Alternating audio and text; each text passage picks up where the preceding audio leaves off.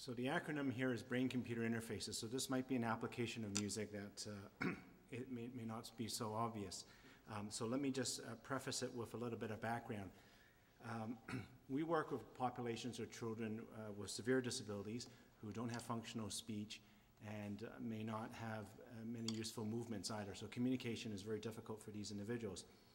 So one particular way that we're trying to connect them with the world is to directly harness information from their brains.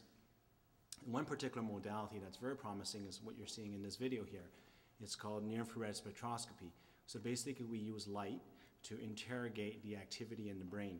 So we send light in at two specific wavelengths and we're able to interrogate the concentrations of oxy and deoxyhemoglobin.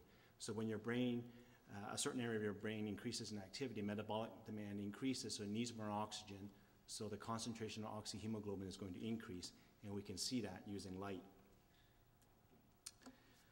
So this takes us to music.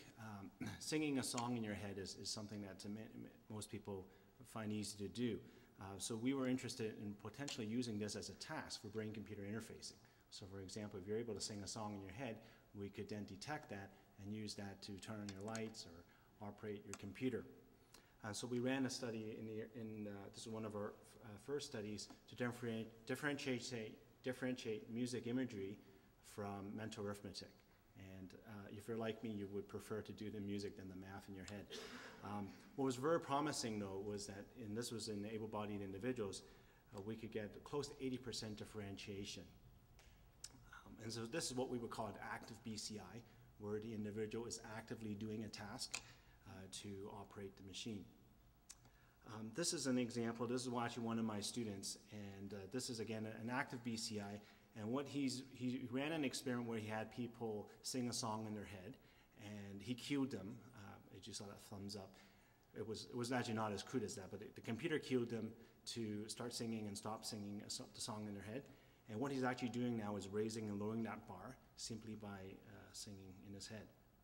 And so this is done in real time. This is actually as he's singing in his head, he's controlling that bar. So that's the active BCI flavor. What we're really excited about actually is what's called the reactive BCI. So many of the children, because they're also nonverbal, we don't really know if they're attending to the task, whether they're actually able to do the singing, mental singing in their heads. So with a reactive BCI, what we're after is, do they actually respond in some way to the music, and can we measure that? And so we just completed an experiment where we played brown noise, so this is just like fuzz when you got your TV tuned incorrectly, and then we played a segment of music, and then back to brown noise, and then we had people rate the valence, so whether it was positive or negative and how intense their experience of that music was. And so this, I'll show you, what I'm going to show you here is a topographic map of 18 centimeters square area in the forehead. So this is the medial prefrontal cortex of the human brain. So you should hear the sound as well.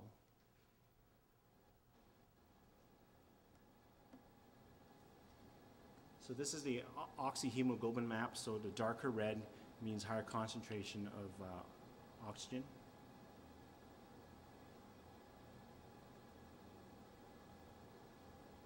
So there's really not much happening here.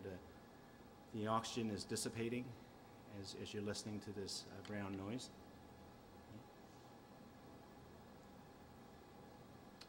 So I just showed this one to contrast it with the subsequent videos. So this here is the song from Sarah McLachlan, and what you're going to see is the same participant listening to this particular song, and this is going to be the individual's oxyhemoglobin topographic map.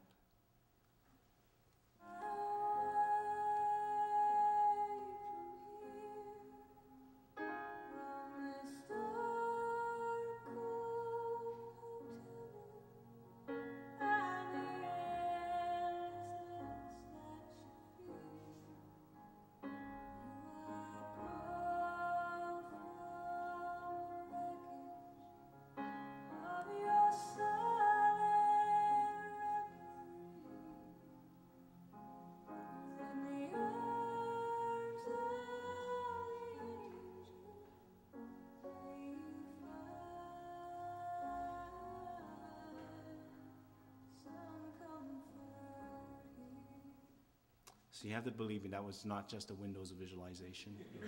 It's actual blood flow data. So you saw that there was a very slow increase. So there's a hemodynamic response that we're looking at. So there's actually a bit of a delay from when the person hears the music till you see the change in the blood flow. But what you saw there was quite compelling. There was an increase in the oxygenation and a little bit of left lateralization. There was more activity on the left side. And this was rated as a song with a negative valence. And this is the same song, but looking at the deoxyhemoglobin. I'll show you just a bit of this because the interesting thing is the deoxyhemoglobin concentration actually is a little bit more dynamic than the oxyhemoglobin.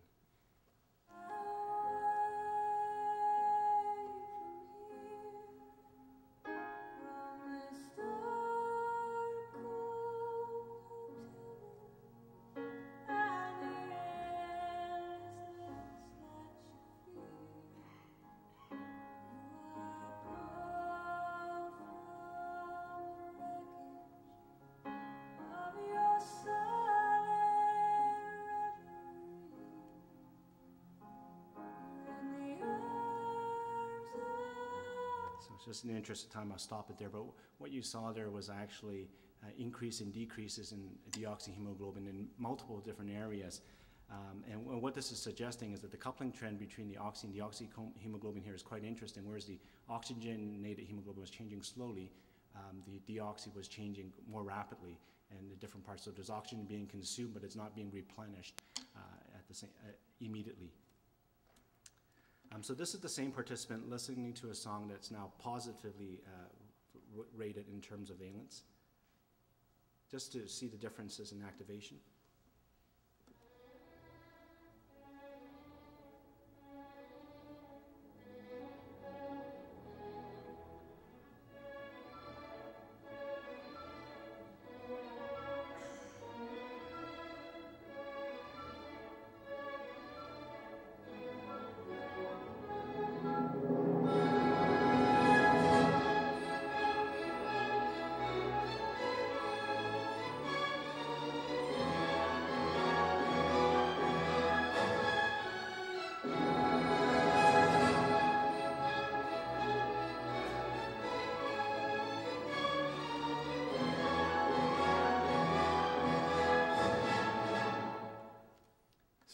Interesting there was that it seemed like partway through the song stopped having an effect on the individual. So there was an initial rush of oxygen, and then it kind of all dissipated, and it seemed like it wasn't having any more effect, and then it came back later on.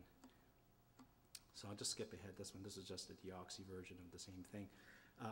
So what was really interesting, we mapped out these patterns in these different areas of the forehead, and we found with the 10 individuals, there were actually very distinct patterns for positive and negative valent songs based on subjective perception and the two different chromophores. And the really exciting part here is that we could teach a machine to recognize these different patterns with fairly high accuracy. So this is with 72% between the high arousal songs and just the brown noise that you're listening to. And we also got comparable results separating positive and negatively valent songs. So in other words, there's a real potential for teaching a machine to act as a reactive BCI. So simply monitoring the response of the individual and being able to tell if they're having a positive versus a negative experience. So that's all. Thanks.